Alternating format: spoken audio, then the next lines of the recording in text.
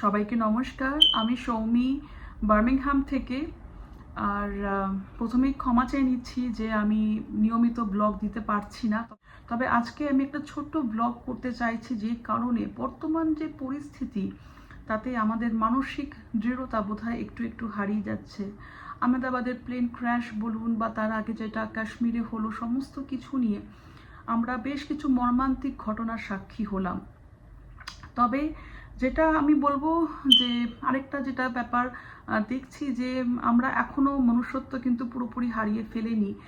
সেই সময় মানে এই যে ঘটনাগুলি ঘটছে, তার রেসপন্সে যেভাবে রক্তদান শিবির বলুন বা ক্রাউড ফান্ডিং বলুন, যেগুলো যেভাবে আর কি সবাই ঝাঁপিয়ে পড়ছে তৎক্ষণাৎ কাজকর্ম করতে, মানুষকে সাহায্য করতে, সেটাও প্রশংসার দাবি রাখে। মর্মান্তিক ঘটনাগুলিকে আর পাল্টানো যাবে না, সেগুলি তো ঘটে গেছে। এবং আমার নিজের ফ্লাইটে একটু ফোবিয়া তৈরি হয়ে গেছে গত কয়েক বছর ধরে। আর এখন অনেক মানুষেরই সেটা তৈরি হয়েছে। আর বর্তমানে যা পরিস্থিতি হচ্ছে, তার জন্য তো মানে বলা বাহুল্য। এই জন্যই আমি একটা আমার মানে জীবনের আমি ঠিক মানে খুবই মানে শ্বাসরুদ্ধকর একটা অভিজ্ঞতা আপনাদেরকে বলতে চাই। যে অভিজ্ঞতাটা থেকে হয়তো আপনারা একটু পজিটিভিটি পাবেন আর কি। মানে কতটা খারাপ পরিস্থিতি থেকেও আর কি মোটামুটি আমরা যদি অবশ্যই যদি উনি চান, ভগবান চান, তাহলে আমরা হয়তো আবার জীবনের মূল স্রোতে ফিরে আসতে পারি। ঘটনাটা ঘটেছে গত বছর এপ্রিল মাসে আমরা ঠিক করলাম ছেলেমেয়ের জন্মদিনের সময়টা আমরা মাল্টাতে কাটাবো। সেই সময় একটা উইকেন্ডের ছুটি পড়েছিল, শনি রোববার পেয়ে গিয়েছিলাম। সেরকমভাবে টিকিট কাটা। আমরা খুবই ঘন ঘন ফ্লাই করি অনেক সময়, আবার অনেক সময় একটা বিরতিও থাকে। তো সেই হিসেবে মানে তবে আমার আমার আমার ফ্লাইটের ভয়ের কারণটা বলে দিই। একবার আমি সোলো ট্রিপে ছিলাম, একাই ছিলাম। হংকং থেকে সিঙ্গাপুর গিয়েছিলাম, ঠিক আছে, আমি একা। সেই কি দুলুনি ফ্লাইটের, কিন্তু বিশ্বাস করুন সেদিনকে আমার অতটা ভয় লাগেনি, যা হওয়ার হবে, ঠিক আছে। কিন্তু এখন তো পরিস্থিতি অন্যরকম, এখন দুটি বাচ্চা রয়েছে। হ্যাঁ, তো এখন সম্পূর্ণভাবে যে কোনো বাবা মাই হয়তো ব্যাপারটা রিলেট করতে পারবেন। আমরা বার্মিংহাম থেকে যাচ্ছিলাম মাল্টাতে। আমাদের প্রথম গন্তব্য ছিল ফ্রাঙ্কফুর্ট, জার্মানিতে নামবো। জার্মানি থেকে আবার আমাদের ফ্লাইট নিতে হবে মাল্টার উদ্দেশ্যে।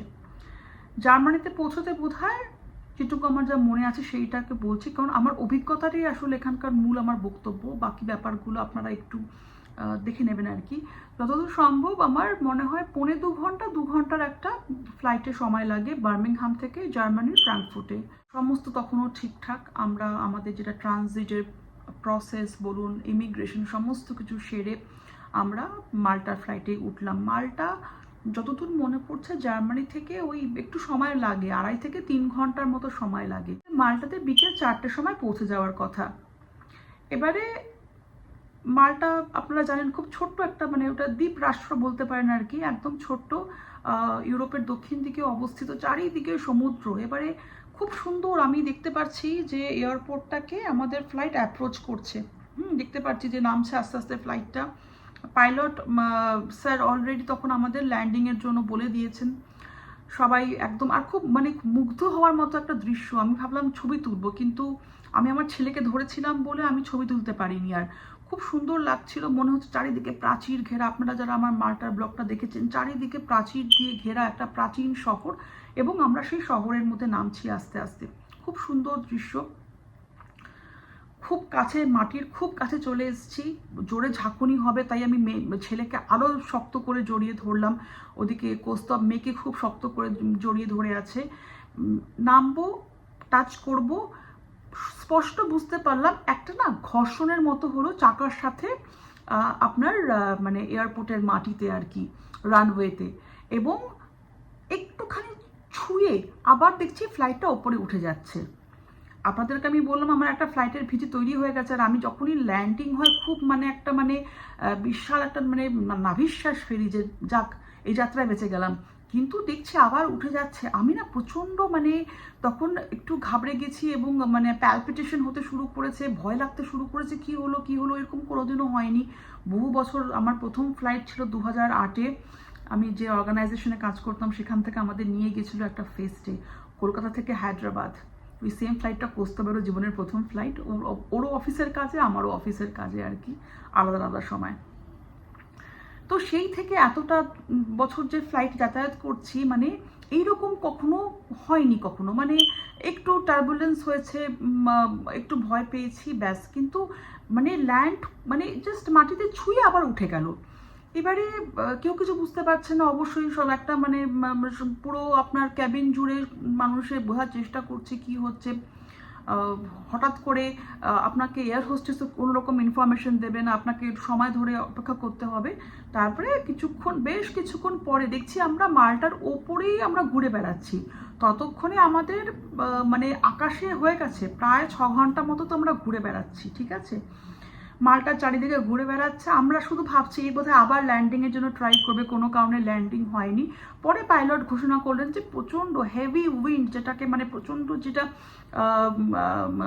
প্রচণ্ড হাওয়া থাকলে আপনারা জানেন অনেক সময় কিন্তু পাইলট নিজের বিচক্ষণতার সাথে সেটাকে বিচার করার চেষ্টা করেন যে ল্যান্ডিং করা ঠিক হবে কি হবে না।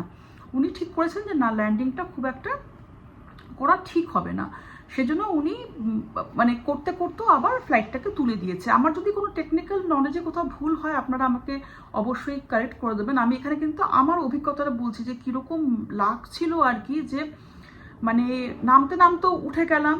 ততক্ষণে আমরা মানে তারপরে জার্মানি থেকে মাল্টা আকাশে, ততক্ষণে আমাদের 5-6 ঘন্টা হয়ে গেছে, প্যালপিটেশন শুরু হয়ে গেছে। সেই সময় তারপরে পাইলট ঘোষণা করলেন যেটা, যে প্রচণ্ড একটা হাওয়ার জন্য তো করতে পারেননি, এবং মালটা চারিদিকে অনেকক্ষণ ঘুরে বেড়ানোর পরেও উনি করতে পারলেন না সেখানে, মানে উনি মনে করলেন যে এটা করাটা ঠিক হবে না, এই রিস্কটা নেওয়া ঠিক হবে না। তারপরে উনি আরেকটা এয়ারপোর্টের দিকে অ্যাপ্রোচ করলেন, কিন্তু তারপরে আমরা পরে জানতে পারলাম যে এয়ারপোর্টটা বন্ধ, ওটা কোনো চালু এয়ারপোর্টই নয়। সুতরাং ওখানে ল্যান্ড করার কোনো রকম আপনার সেই সম্ভবই না আর কি, সেই সুযোগটাই নেই। তারপরে আমরা আবার যাচ্ছি, পাইলট স্যার ঘোষণা করলেন যে না, আমরা আবার আরেকটা চেষ্টা করব, আরেকটা কোনো নতুন এয়ারপোর্টে নামার চেষ্টা করব, কিন্তু কোথায় কোন দিকে যাচ্ছি, স্পেনের পাশাপাশি, স্পেন ইটালি খুব কাছাকাছি আর কি মাল্টার, তো কিন্তু কোথায় যাচ্ছি কিছুই বুঝতে পারছি না। এবং বুঝতেই পারছেন পুরো মানে কেবিনের কি অবস্থা তখন। দুটো বাচ্চাকে এতক্ষণ ধরে বসিয়ে রাখা, সেটা তো আরেকটা বড় একটা ব্যাপার। খাবার দাবার ফুরিয়ে আসছে, ওরা মানে বাইরের খাবার প্রায় খুব একটা খেতে চায় না। আমরা ফল টল নিয়ে গেছিলাম, ফল টল প্রায় ফুরিয়ে এসছে। আর এখানকার যে ফ্লাইটগুলো যেগুলো ইউরোপে যায়, ডোমেস্টিক ফ্লাইটের মতনই, আপনার ওখানে কোনো টিভি স্ক্রিন বা কিছুই নেই, খাবার দাবারের ব্যবস্থাও খুব কম থাকে। তো যাই হোক, ভগবানকে ডাকছি আর কি, তখন মানে কতক্ষণে মানে মাটি ছোবে আমাদের প্লেন, তখন আমাদের এরকম একটা অবস্থা। তারপরে যাই হোক, এতগুলো ব্যর্থ চেষ্টার পরে তারপরে আমরা গিয়ে পৌঁছালাম ইটালিতে, পালেরমো বলে, এবং পাইলট স্যার আবার ঘোষণা করলেন যে আমরা আবার ল্যান্ডিং করার চেষ্টা করছি, আমরা এখান থেকে পারমিশন পেয়েছি, আশা করছি আমরা ল্যান্ডিং করতে পারবো। সবাই তো ভগবানকে ডাকছে যে কোনোভাবে ফ্লাইটটাকে ল্যান্ড করিয়ে দাও। মানে ততক্ষণে আমাদের আকাশে প্রায় হয়ে গেছে, হ্যাঁ 10 ঘন্টা মতো আমাদের আকাশে হয়ে গেছে, কারণ ওই মালটা চারিদিকে চক্কর খাচ্ছে। আরেকটি এয়ারপোর্টে উনি অ্যাপ্রোচ করেছিলেন সেখানে তো সেটা বন্ধ ছিল, নামতে পারেননি। আবার প্রায় 1.5-2 ঘন্টা ফ্লাই করে ইটালির দিকে গেছেন।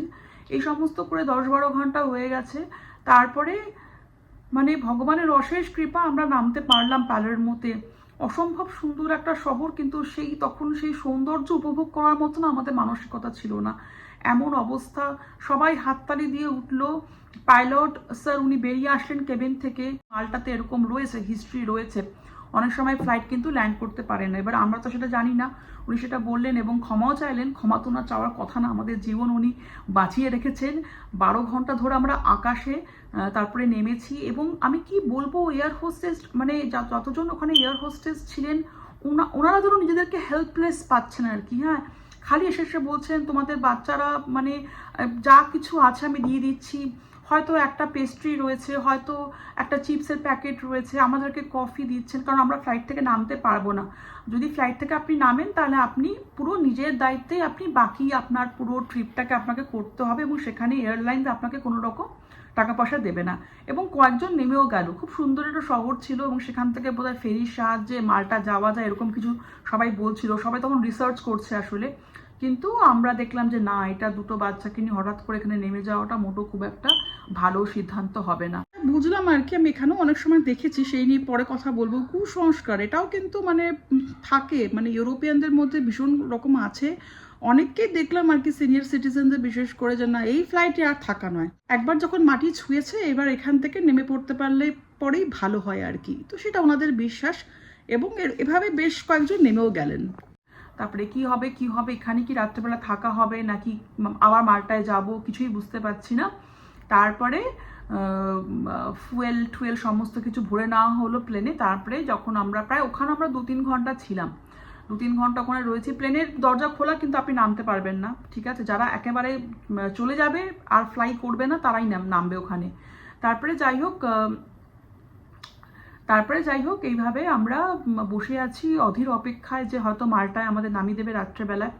তারপরে ঘোষণা করলেন যে না, মাল্টার এখনও একই অবস্থা, প্রচুর ফ্লাইট ওখানে গিয়ে উইন্ডের জন্য কিন্তু ল্যান্ড করতে পারছে না। আমরা এই রিস্কটা নেব না, আমরা আজকে জার্মানিতেই আবার ফিরে যাব। আবার জার্মানি মানে ওখান থেকে প্রায় বোধহয় 3 ঘন্টা মনে হয় লেগেছিল আমার। মানে যাই হোক আর কি, আমরা পুরো দেখলাম সকালবেলা সূর্য ওঠা থেকে সূর্য অস্ত যাওয়া, বাইরে ঘুটঘুটে অন্ধকার, সব রকম সেদিনকে একদিনে অভিজ্ঞতা। সারাটা দিন প্রায় 18 ঘন্টা মতো আমরা বিরতি নিয়ে বলুন, ট্রানজিট নিয়ে বলুন, আর আকাশে 10-12 ঘন্টা এরকম ফ্লাই করা নিয়ে বলুন, আমাদের সেই এরকম একটা অবস্থা। আমাদের জার্মানিতে নামানো হলো, সেখানে আমাদের এয়ারপোর্ট থেকেই সমস্ত ব্যবস্থা করে দেওয়া হয়েছিল, কিন্তু সেই একটা মানে একটা ভীতিকিচ্ছির অবস্থা তৈরি হবে, কারণ এরকম অনেক ফ্লাইটের সাথেই তখন হচ্ছে আবহাওয়ার কারণে। মানে শয়ে শয়ে ভিড়, আপনার মানে হোটেল পাওয়া, হোটেলের সেই চাবি পাওয়া, আপনার মানে গাড়ি পাওয়া, সমস্ত কিছু তখন মানে আপনাকে সব মানে পেয়ে যাবেন, কিন্তু আপনাকে সবই সময় সাপেক্ষ এবং যুদ্ধ করতে হবে। তো সেই রাত্রে আমরা জার্মানিতে কাটাই, এয়ারলাইন্সই সমস্ত কিছু ব্যবস্থা করে দেয়। এবং পরের দিন আমরা প্রায় দুপুরবেলায় আবার আমরা রোমে যাই। ওখান থেকে মানে জার্মানি থেকে আমরা রোমে ফ্লাই করি। রোম থেকে রাত্রেবেলা আমরা প্রায় তখন রাত 1টা, মানে প্রায় আমরা 1.5 দিন বাদে, আমাদের মাল্টায় পৌঁছানোর কথা ছিল আগের দিন বিকেল 4টে, আমরা তারপরে প্রায় 1.5 দিন পরে আমরা মাল্টায় গিয়ে পৌঁছই আসলে। ঠিক আছে, এই হচ্ছে পুরো অভিজ্ঞতা। তো এই 18 ঘন্টা যে আমাদের এই মানে ফ্লাইটে বসে থাকার ব্যাপারটা, এটা আমি জীবনে কোনোদিনও ভুলবো না। তবে মানে ভগবান যদি চান আর কি, প্রচণ্ড খারাপ একটা তখন মনের মধ্যে আপনার চলে আসবে, কিছু করার নেই, আপনি ভাবতে বাধ্য যে জানি না কি হবে এরপরে। না, এখন নিয়তির যা লেখা, কিছু মানুষের চলে যাওয়ার থাকে তারা চলে যায়। আমাদের কপাল ছিল যে ওরকম একটা শ্বাসরুদ্ধকর পরিস্থিতি, 18 ঘন্টা ধরে আমরা ফ্লাইটের মধ্যে, তার মধ্যে প্রায় 12 ঘন্টার ওপরে আমরা আকাশে রয়েছি, আর মানে বুঝতেও পারছি না, মানে সহজে তো বোঝা সম্ভব হয় না যে নামতে পারবো কি পারবো না, বা কখন নামবো। আর কিছু কিছু ব্যাপার জানি যে ফুয়েল শেষ হয়ে আসে, কারণ একটা নির্দিষ্ট পথ যাত্রা করার ব্যাপার ছিল ফ্লাইটের। তো বিভিন্ন রকমের ব্যাপার, বাচ্চাদের খাওয়া দাওয়া ফুরিয়ে আসা, তারপরে ভেতরে যারা বয়স্ক মানুষ তাদের বারবার জিজ্ঞাসা করা সবাইকে কি হয়েছে কি হয়েছে কি হবে। এবং ওই ফ্লাইটে প্রচুর সিনিয়র সিটিজেন ছিলেন আমার মনে আছে। তো সমস্ত কিছু মিলিয়ে ভগবানের কাছে অশেষ ধন্যবাদ। বিশ্বাস রাখতে হবে, যদি উনি চান আমরা নিশ্চয়ই আমাদের যে সময়টা নির্ধারিত আছে পৃথিবীর বুকে আমরা কাটিয়েই যাব। সবাই ভালো থাকবেন আর পজিটিভ থাকবেন। নমস্কার।